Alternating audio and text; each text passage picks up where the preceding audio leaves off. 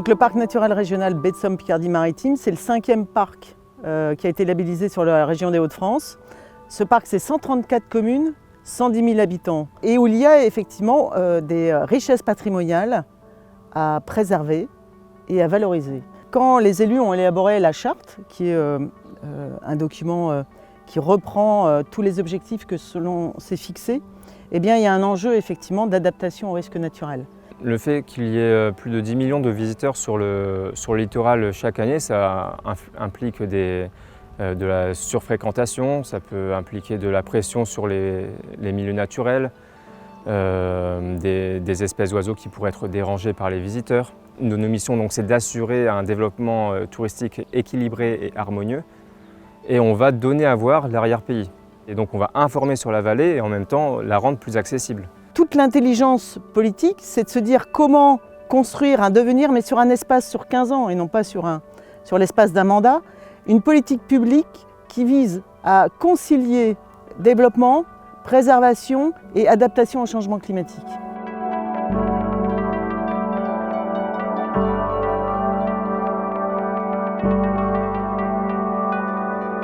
Il y a des enjeux différents.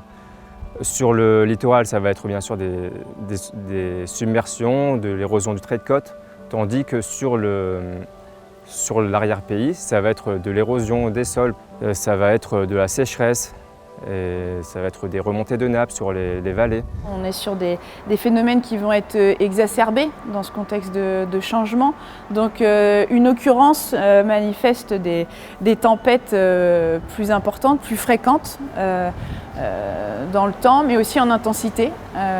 On est bien évidemment sujet à l'élévation du niveau des mers, d'où du coup cette problématique de submersion marine sur des secteurs particulièrement bas. On a aussi l'intrusion du biseau salé à l'intérieur des terres.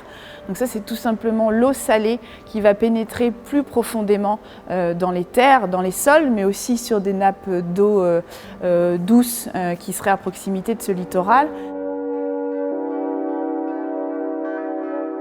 Cailleux-sur-Mer, c'est particulier, c'est une commune qui est sur le littoral et qui se situe sur un cordon de galets.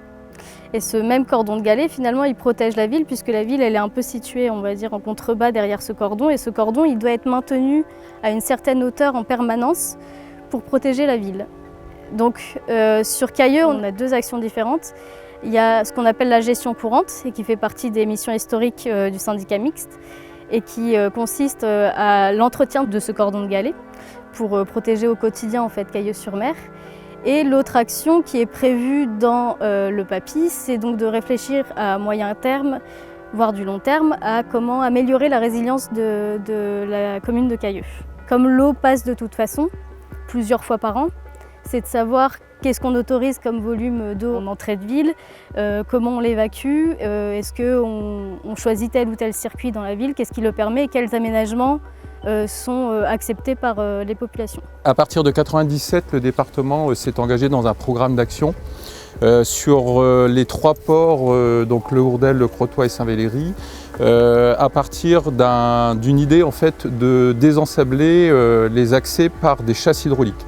Donc les chasses hydrauliques, en fait, on utilise le volume et la vitesse de l'eau pour transporter les sédiments au large avec une vitesse suffisante sur le tronçon que l'on cherche à traiter. Sur le site classé du Hourdel, donc là on est sur des études maintenant et donc on intègre aussi sur ces études l'impact paysager, l'environnement global du site, l'effet du changement climatique, le caractère maritime, donc l'activité humaine, et puis le respect de l'existant, avec l'objectif de mettre en place un système de chasse le plus naturel possible.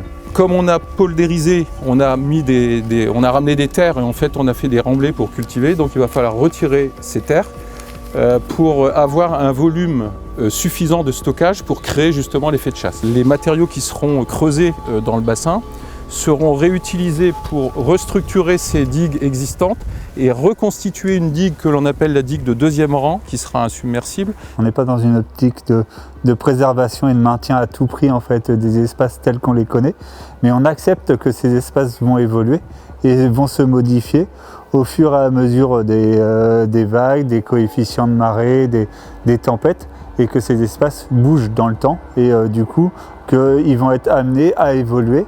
Et peut-être par exemple un cordon dunaire va être amené à reculer, à bouger.